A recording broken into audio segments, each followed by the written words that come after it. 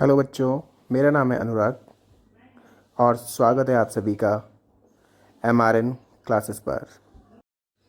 अगर आप चैनल पर नए हैं तो चैनल को सब्सक्राइब करें, लाइक करें और शेयर करें अपने दोस्तों के साथ। तो बच्चों, आज हम स्टार्ट कर रहे हैं क्लास 10th ICSE का चैप्टर नंबर 10 जो है आपका अर्थमेटिक प्रोग्रेशन। अब सबसे पहले तो बात करेंगे हम कि अर्थमेटिक प्रोग्रेशन होता क्या है, क्योंकि कोई भी चैप्टर स्टार्ट करने से पहले आपको उसके बारे में पता होना चाहिए कि इस चैप्टर का मतलब क्या है। एंड आपको ये पता होना चाहिए कि ये चैप्टर आपका डेली लाइफ में कहाँ और कैसे यूज़ होता है। ठीक है। अब अर्थमेटिक अगर प्रोग्रेशन की अगर बात करें हम, तो इसके अगर इंट्रोडक्शन पे जाएंगे तो बच्चों ये है आपका the group of numbers which are arranged in definite order following in certain rule is called sequence। ठीक है। कोई नंबर का ग्रुप है जो क्या है डिफाइन ऑर्डर में लगा हुआ है, दैट मीन्स वो एक के बाद एक लगा हुआ है, कोई भी उसमें डिफरेंस अलग अलग डिफरेंस नहीं आ रहा है। लेट्स सपोज आपका 1 2 3 4 5 6 7 8 9 10 एंड सो ऑन। सो ये क्या हो गया आपका एक सीक्वेंस हो गया, ये आपका क्या है ग्रुप ऑफ नंबर्स हो गया जो एक वेल अरेंज्ड है। ABCDEFGH ये आपका वेल अरेंज्ड है, तो आप इसको क्या बोल सकते हैं, सीक्वेंस है ये आपका। ठीक है। अब बात करते हैं, जैसे एग्जांपल आपके दिए हुए हैं यहाँ पर।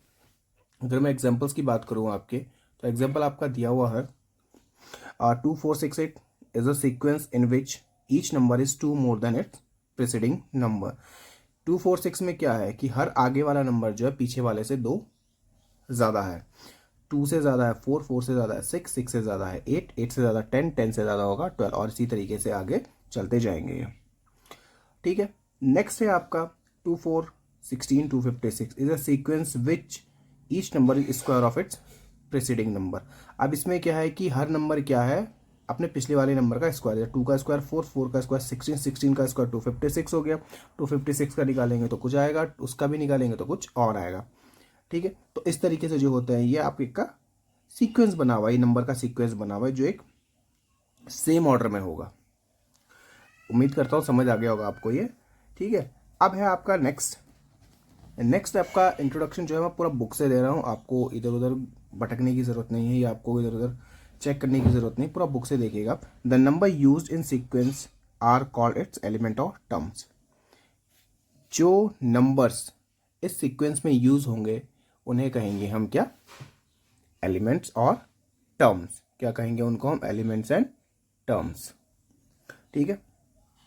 जैसे ये है आपका 30 27 24, ये आपकी क्या है टर्म्स है, first term second term third term. अभी मैं आगे बताऊंगा इसको कि लिखते हैं कैसे हैं। ठीक है ना। when the numbers or when the terms in sequence are connected to each other by positive sign or negative sign, the sequence become a series।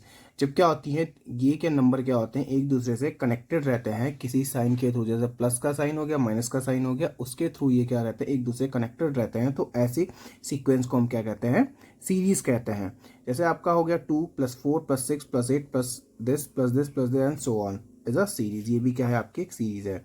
-2 -4 -6 -8 series है। 1 + 2 + 3 + 4 + 5 + 6 + 7 ये भी आपकी क्या है एक सीरीज है, क्योंकि कनेक्टेड है आपस में। 2 4 16 256 ये भी क्या है एक सीरीज, और इसी तरीके से बहुत सीरीज आगे आपको बना सकते हैं खुद से या होती हैं। Next, sequence and series are use in the same sense. Sequence और सीरीज को हम सेम सेंस में यूज बोल सकते हैं, या तो हम सीरीज बोल सकते हैं या हम सीक्वेंस बोल सकते हैं। अब बारी आती है आपकी प्रोग्रेशन की। प्रोग्रेशन क्या हुआ, when the elements of series या members of series are written in a definite order following certain rule we get a progression। अगर कोई नंबर एक डेफिनेट ऑर्डर में लिखे गए हैं, दैट मीन्स अगर आपके लिखे गए हैं 2 4 6 8, तो इसको बोलते हैं प्रोग्रेशन। इसको क्या बोलते हैं हम, प्रोग्रेशन।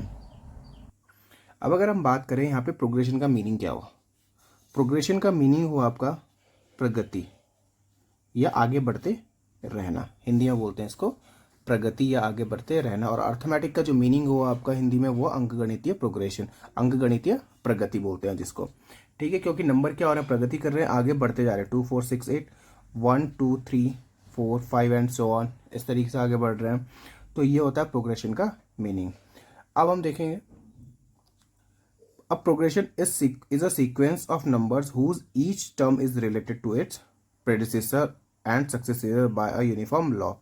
अब क्या है कि आप में जो इसमें जो प्रोग्रेशन में के सीक्वेंस बने हुए हैं या सीरीज है आपकी जो जिसके टर्म्स क्या है एक दूसरे से पहले और बाद वाले से इंटर कनेक्टेड रहते हैं, दोनों क्या रहते हैं एक सेम लॉ से कनेक्टेड रहते हैं। जैसे अगर मैं बात करूं यहाँ पर 3, 5, 7, 9 ये सब क्या है एक दूसरे से कनेक्टेड है, बिल्कुल हाँ, क्योंकि इन दोनों में डिफरेंस कितना आ रहा है 2 का डिफरेंस आ रहा है, इन दोनों में भी कितना डिफरेंस आ रहा है 2 का डिफरेंस आ रहा है, सेम 2 का डिफरेंस आ रहा है। ऐसे ही आगे करेंगे हम 11 तो इसका क्या आएगा 2 का डिफरेंस आएगा। ठीक है, तो एक यूनिफॉर्म लॉ के अकॉर्डिंग क्या रहता है एक दूसरे से रिलेट करते हैं, एक दूसरे से जुड़े हुए रहते हैं। ठीक है, अब हम बात करते हैं एपी के बारे में। अभी मैंने आपको सीक्वेंस बताया, ठीक है, उसके एलिमेंट्स बताए क्या क्या होते हैं या टर्म्स बताई है, फिर उसके बाद मैंने आपको बताया प्रोग्रेशन क्या होता है। अब अगर हम बात करें अर्थमेटिक प्रोग्रेशन की एपी जिसको शॉर्ट फॉर्म होता है एपी, हम इसमें एपी ही यूज करेंगे, अर्थमेटिक प्रोग्रेशन पूरा यूज नहीं करते हैं। An arithmetic progression is a sequence of numbers in which each term can be obtained by adding a certain quantity to its preceding term. An arithmetic progression is sequence of numbers in which each term can be obtained by adding a certain quantity to its preceding terms. ठीक है, क्या होती है जब उनसे पहले वाली preceding का मतलब आपको प्री मतलब पहले वाला होता है, जैसे 2, 4 ये हो गया, 2 जो है प्रीसीडिंग हो, ये सक्सेसर हो गया। ठीक है, अब क्या हो गया कि sequence number in which each term is obtained by adding a certain quantity to its preceding term. पीछे वाली क्वांटिटी से क्या होगा एक सेम टर्म में या सेम क्वांटिटी में क्या रहेगी ऐड रहेगी, तो आगे वाली टर्म बनेगी आपकी। जैसे मैं 2 में 2 ऐड करूंगा तो 4, 4 में 2 ऐड करूंगा तो 6, 6 में ऐड करूंगा 2 फिर से 8, 8 में 2 ऐड करूंगा तो 10। इस तरीके से क्या होगी ये आपके पास एक सीक्वेंस बनेगा, एक सीरीज बनेगी। ठीक है, तो अब मैं इसको आपको नोटबुक में कराना स्टार्ट करता हूँ। ठीक है ना, तो ये है आपका अर्थमेटिक प्रोग्रेशन। अब इसमें क्या है कि अगर मैं इसकी डेफिनेशन की बात करूं तो डेफिनेशन होगी इसकी is a list of numbers in which of numbers in which every next term या every successor terms भी बोल सकते हैं, every next term is obtained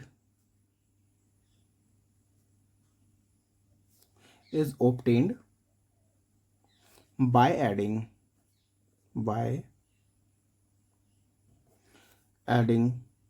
a fixed number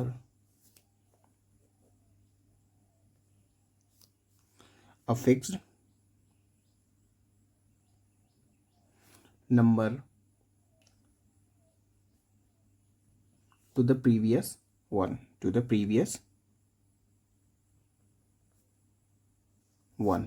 previous one भी बोल सकते हैं इसको, या फिर आप बोल सकते हैं प्रीसीडिंग टर्म भी बोल सकते हैं। ठीक है, तो ये इसकी डेफिनेशन हुई है। अब हम अगर बात करें कि एपी को लिखने का तरीका क्या है, अगर हम जैसे टर्म्स की बात कर रहे हैं यहाँ पे, अगर हम इसके टर्म्स की बात करेंगे तो किस तरीके से लिख सकते हैं हम, जैसे हमारे पास कोई है 2, 4, 6, 8, 10, 12। ठीक है, ये आपके पास 2, 4, 6, 8, 10 एंड 12।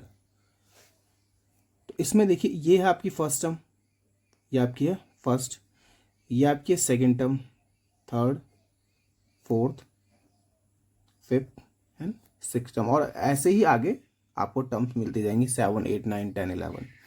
अब इनको लिखते कैसे हैं, अब ये जो होगी A1, A2, A3, A4, A5, A6 होगी, A1, A2, A3, A4, A5, A6। तो ये तो हुआ लिखने का इनको तरीका, और इनको बोलते हैं क्या, आप इनको आप बोल सकते हैं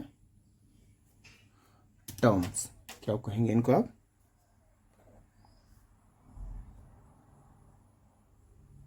टर्म्स। ये है आपकी टर्म्स। ठीक है, अब बारी आती है कि इसमें बोल रहा है ना कि एक यूनिफॉर्म लॉ से जुड़े रहते हैं। मैंने आपको बताया था स्टार्टिंग में जब इंट्रोडक्शन बताया था अभी इसका बुक के थ्रू, तो बताया था ना यूनिफॉर्म लॉ से जुड़े रहते हैं ये आपस में। तो यूनिफॉर्म लॉ क्या है वो? अब यूनिफॉर्म लॉ की अगर हम बात करें, जैसे आप देख रहे होंगे यहाँ पर, ये है 2 4 6 8 10 और इस तरीके से आगे भी है। तो अगर मैं देखूँ इनका डिफरेंस, तो डिफरेंस कितना आ रहा है यहाँ पे? -2 करूँगा तो 2 आ जाएगा, फिर इससे मैं -2 करूँगा तो -4, ये 4 आएगा, फिर इससे करूँगा तो ये आएगा, फिर इससे करूँगा तो ये आएगा। तो मतलब हम देख रहे हैं यहाँ पर, तो हमें क्या मिल रहा है कि -2 करने पर हमें डिफरेंस सेम मिल रहा है। -2 करेंगे अगर तो हमें डिफरेंस क्या मिल रहा है? डिफरेंस हमें सेम मिल रहा है। ठीक है, दैट मीन्स वो यूनिफॉर्म लॉ क्या है जो हमें चाहिए? वो यूनिफॉर्म लॉ यही तो है कि भाई इनका डिफरेंस क्या आ रहा है? सेम आ रहा है। हमें यही चाहिए था, तभी वो एक सीक्वेंस बनेगी या सीरीज बनेगी या अर्थमेटिक प्रोग्रेशन बनेगी। ठीक है, अगर इस तरीके से आपके पास एक लिखा हुआ है, यहाँ पर आपके पास लिखा हुआ है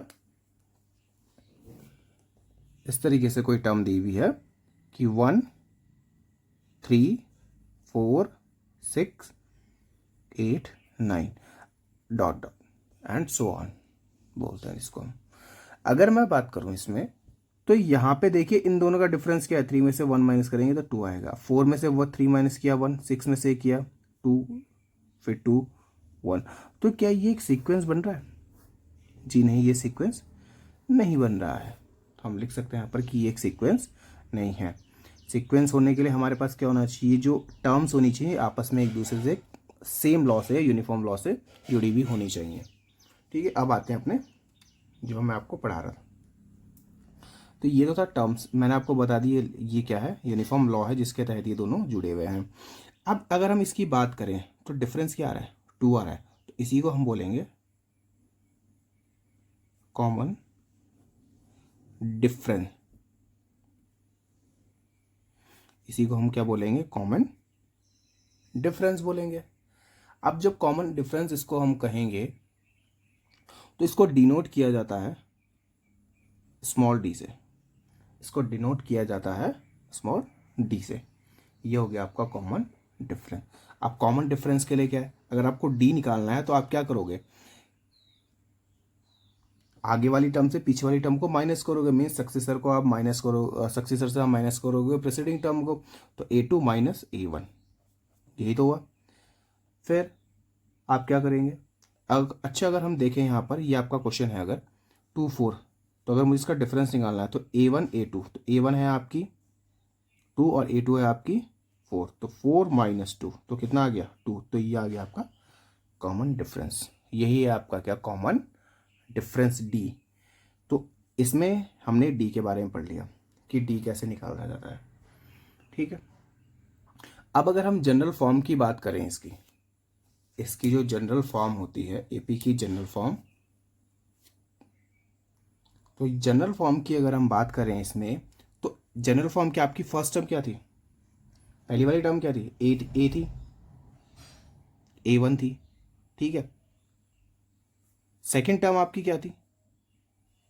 A2 थी। अगर हम A2 में, अगर हम A1 में D को प्लस कर दे तो आपको क्या मिल जाएगी? A2 मिल जाएगा। A2 तो मिलेगा ना। मैं अगर यहाँ पे मेरी first term A1 is equal to 2 है और A2 मुझे निकालना है और डिफरेंस मुझे पता है कि 2 है, तो मुझे A2 निकालना है, तो मैं फर्स्ट टर्म में क्या करूँगा? 2 प्लस 2 इज इक्वल टू कितना हो जाएगा? 4, यही तो आएगा। तो ये आपकी फर्स्ट टर्म हो गई A। सेकेंड टर्म आपकी हो जाएगी A plus D. Third term आपकी हो जाएगी A plus 2D and fourth third, first second third and fourth term हो जाएगी A प्लस 3D। और ऐसे ही हो जाएगी ये A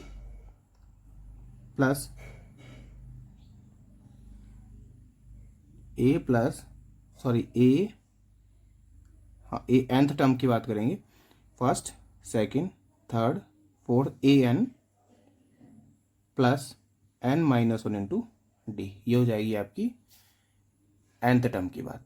यहाँ पर nth टर्म की बात हो जाएगी। ठीक है, तो यहाँ पे हमने फर्स्ट टर्म भी देख ली, सेकंड टर्म, थर्ड, फोर्थ और nth टर्म भी हमने देख ली कि nth टर्म क्या होती है।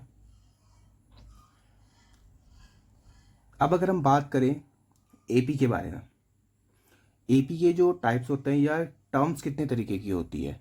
सो आपके पास इसमें होगी एक फाइनाइट टर्म, एक होगी फाइनाइट टर्म एंड सेकंड होती है इनफाइनाइट टर्म।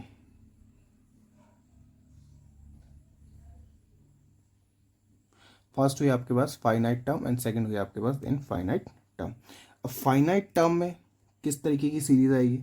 फाइनाइट, फाइनाइट का मतलब ही क्या होता है, हमें पता है भाई फाइनाइट है तो इतनी ही होंगी, लिमिटेड ही होंगी। इनफाइनाइट अज्ञात, मतलब हमें पता ही नहीं, अनंत तक जा सकती हैं वो टर्म्स। तो अगर हम फाइनाइट टर्म की बात करें तो 2, 4, 6, 8, 10 ये एक फाइनाइट टर्म का एग्जांपल हो गया जिसे हम काउंट कर सकते हैं। काउंटेबल टर्म्स भी बोलते हैं जिसको हम क्या बोलते हैं, काउंटेबल टर्म्स भी बोलते हैं, काउंटेबल टर्म्स भी बोलते हैं। अगर हम इसकी बात करें यहाँ पर इनफाइनाइट की, तो 1, 2, 3, 4, 5 एंड सो ऑन। तो ये क्या हुई, ये किस तरीके की टर्म हुई, ये हुई अनकाउंटेबल, ये हुई अनकाउंटेबल टर्म, अनकाउंटेबल टर्म्स, इन्हें हम काउंट ही नहीं कर सकते, ये इनफाइनाइट है, बहुत सारी हैं तो इनको काउंट नहीं किया जा सकता। ठीक है, तो अब हम पढ़ेंगे nth टर्म ऑफ एपी कि एपी की जो nth टर्म होती है वो कैसे फाइंड की जाती है, ठीक है, और उसका जो एक स्टैंडर्ड फॉर्म होता है वो क्या होता है। So your next topic is nth term of an AP, of an AP. अगर हमें किसी भी एपी की या किसी भी सीरीज जो सीक्वेंस गिवन है, हमें अर्थमेटिक प्रोग्रेशन गिवन है, उसकी हमें nth टर्म फाइंड करनी है।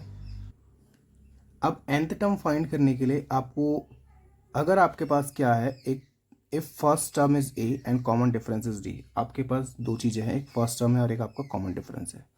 अगर आपको सीरीज बनानी है कोई, तो आप एक सीरीज कैसे बनाएंगे, या आपको बोला जाए कि आपको एक एपी फॉर्म करनी है तो आप किस तरीके से करेंगे, केवल इन दोनों से। तो सीरीज का मैंने बताया था आपको कि एपी का जो स्टैंडर्ड फॉर्म है वो क्या था, एपी कैसी होनी चाहिए, A1 A2 plus D, A3 plus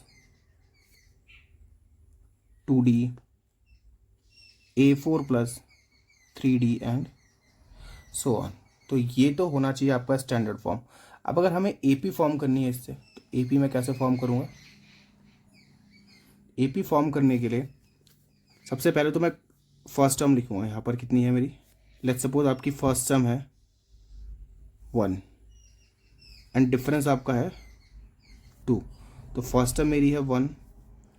अब मुझे क्या चाहिए, सेकंड टर्म चाहिए, तो मैं क्या करूँगा, जो मेरी फर्स्ट टर्म है उसमें कॉमन डिफरेंस को प्लस कर दूंगा, तो 1 + 2 हो जाएगा आपका 3। मुझे थर्ड टर्म, इसकी थर्ड टर्म चाहिए, थर्ड टर्म चाहिए तो मुझे क्या करूँगा, जिसकी सेकंड टर्म थी उसमें क्या करूँगा, मैं फिर से प्लस करूँगा। ठीक है, अगर हम इसको ए ये रहने देते हैं, ए यही चलेगा बस, ए प्लस डी, A+2D, A+3D, वरना कन्फ्यूज़ हो जाओगे आप कि ये A2 है, यहाँ पे इस A2 है, यहाँ पे भी 2 लिखा है, सेकंड टर्म कौन सी है, तो आप A+D, A+2D और A+3D रहने दो, ये आपके लिए सही है। नेक्स्ट है आपका ए। अब ए में आपको क्या करना है, जो डिफरेंस है उसको 2 से मल्टीप्लाई करो फिर प्लस कर दो, तो 2 2 ज़ा 4 + 1 5। नेक्स्ट आपका है 3 2 ज़ा 6 + 1 7।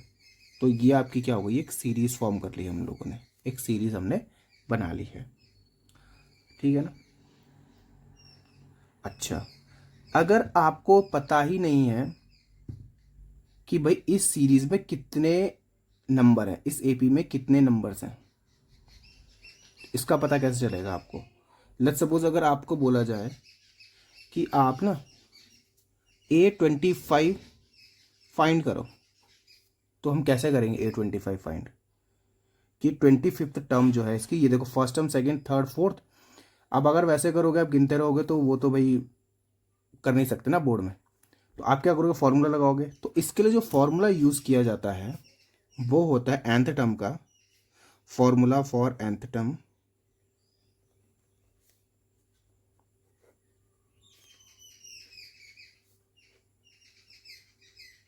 फॉर्मूला फॉर nth टर्म ये होता है बच्चों an is equal to a plus n minus one into D.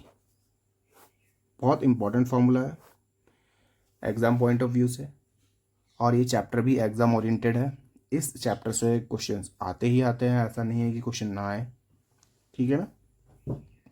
तो ये आपका A N is equal to A plus N minus one into T, ये है आपका फॉर्मूला, ठीक है। अब अगर हम इससे रिलेटेड एक एग्जाम्पल देख लें, यहाँ पर इससे रिलेटेड एक एग्जाम्पल देख लें, एग्जाम्पल में हम क्या करेंगे, फॉर्मूला रहेगा हमारे पास A plus N minus one into D का। एग्जाम्पल है आपके पास 2, 5, 8, 11 सो ऑन एंड A25 आपको फाइंड करना है। तो सबसे पहले क्या है, आपके पास टर्म्स गिवन है वो लिख लीजिए। ए इज इक्वल टू कितना है, 2 है। डी इज इक्वल टू है A2 माइनस A1, A2 से A1 माइनस करेंगे तो डी इज इक्वल टू आ जाएगा 5 माइनस 3 करेंगे तो आपका आ जाएगा 2। ए एन की वैल्यू कितनी है आपकी, यहाँ पे एन की वैल्यू है आपकी 25, क्योंकि 25th टर्म आपको फाइंड करनी है। तो एन इज इक्वल टू हो जाएगा आपका 25। अब फॉर्मूला क्या था आपका, फॉर्मूला है A N is equal to A plus N minus one into D, ये है आपका फॉर्मूला, यही आपका फॉर्मूला। जब आपका फॉर्मूला है ये, तो क्या होगा इसमें, अब ए एन A25 हमें फाइंड करना है। ए है आपका 2 plus N 25 minus one into difference कितना आया था, डिफरेंस आया था आपका 2। तो इसको सॉल्व करोगे जब आप, a प्लस 25 माइनस वन हो जाएगा 24 इंटू 2 इज इक्वल टू हो जाएगा 24 टू ज़ा होता है 48, सॉरी डिफरेंस कितना, डिफरेंस यहाँ पे 2 था ये, तो डिफरेंस आपका आ जाएगा 3, तो यहाँ पे भी डिफरेंस हो जाएगा 3। सो 24 3 ज़ा होता है आपका 72, तो आ गया आपका 74। तो आपकी जो 25th टर्म होगी वो क्या होगी, 74 होगी। 25th टर्म क्या होगी आपकी, 74 होगी। अच्छा एक चीज़ और है, मैं एक चीज़ और लिख लेता हूँ यहाँ पर, ये है।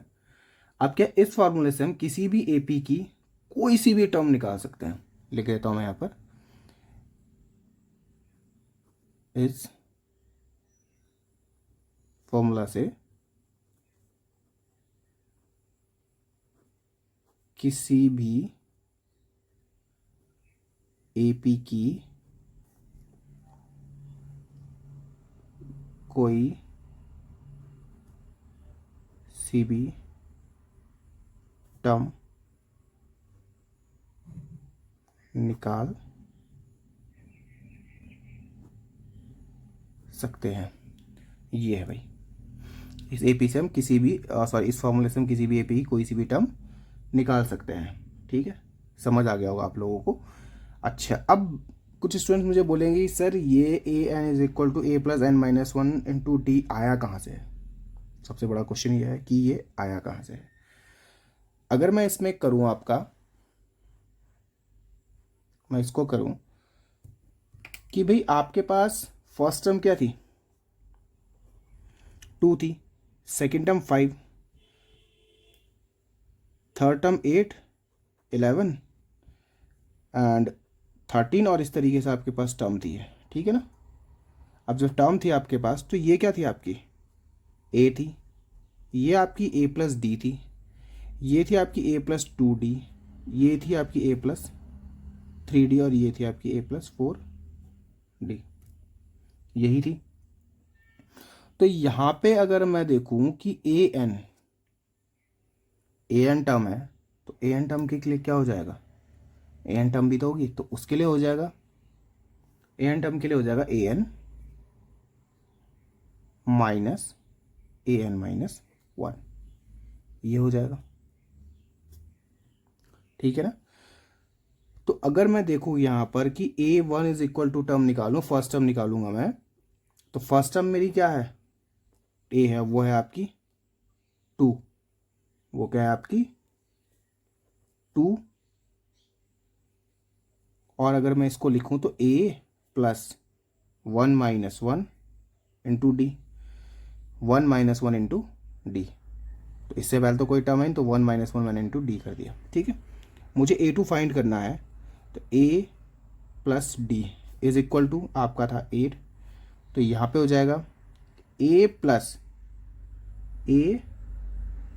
प्लस सेकेंड टर्म को माइनस करेंगे फर्स्ट टर्म से, तो ये आ जाएगा आपका d।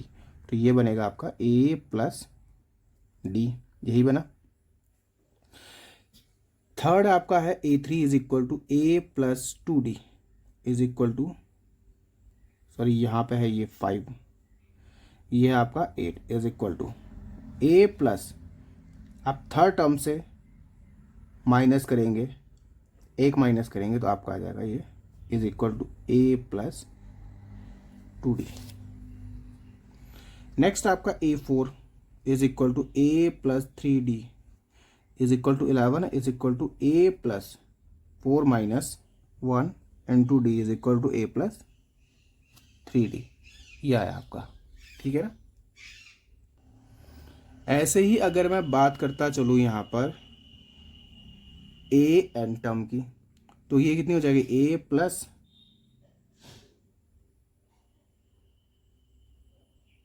n d is equal to कितनी हो जाएगी ये a प्लस, अब इससे पहले वाली टर्म का a प्लस n माइनस 1, तो भाई जब सब में से 1 माइनस हो रहा है तो n से भी तो 1 माइनस होगा, तो a plus n minus 1 into D.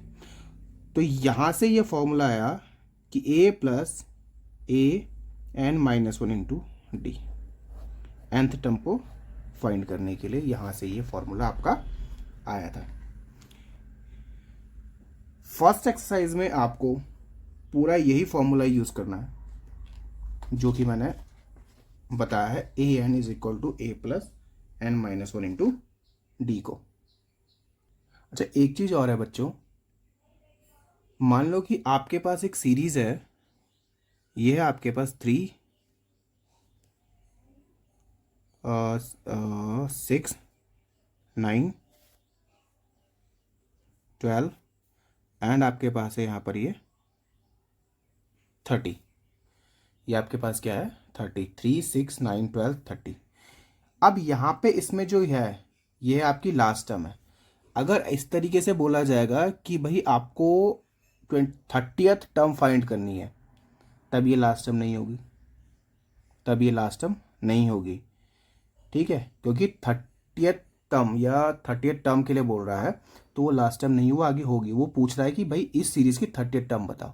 अगर वो बोल दे कि भाई इस सीरीज़ की लास्ट टर्म बताओ तो क्या होगा, तो कैसे करेंगे इसको, तो उसके लिए जो फॉर्मूला होगा, तो लास्ट टर्म के लिए हम यूज़ करते हैं हमेशा for last term. For last term हम यूज़ करते हैं L is equal to a plus N minus 1 into D, a plus N minus 1 into D, ये होता है आपका लास्ट टर्म का फॉर्मूला।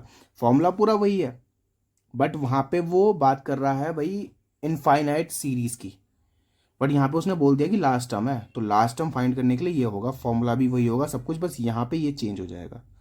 क्योंकि एग्जाम में जब आपसे पूछा जाए कि लास्ट टर्म, तब आप L is equal to a plus N minus 1 into D करेंगे, और अगर आपसे पूछा जाए कि nth टर्म फाइंड करनी है या 15th टर्म फाइंड करनी है, तो वहाँ पे आ जाएगा a15 इज इक्वल टू करके आप a plus N minus 1 into D करके करेंगे। तो यहाँ पर कंफ्यूज मत होना, ये केवल आप लास्ट टर्म फाइंड करने के लिए आप ये वाला फॉर्मूला यूज़ करेंगे। आई होप आपको ये वीडियो जो बनाई है इंट्रोडक्शन वीडियो समझ आई होगी, और अगर किसी को कोई प्रॉब्लम है या नहीं आई हो समझ में, तो यार प्लीज़ कमेंट सेक्शन में मुझे बताएं कि सर यहाँ पे ये समझ में नहीं आया है, क्योंकि मैंने बहुत इजी वे में आपको एपी के बारे में एक्सप्लेन किया है, एपी के बारे में बताया है कि एपी क्या है, किस तरीके से हम इसको फॉर्म कर सकते हैं, क्या होता है एपी, पूरा बताया है। फिर भी अगर कोई डाउट हो तो यार कमेंट सेक्शन में आप लोग बता दीजिएगा। थैंक यू सो मच, मिलते हैं अब नेक्स्ट वीडियो में।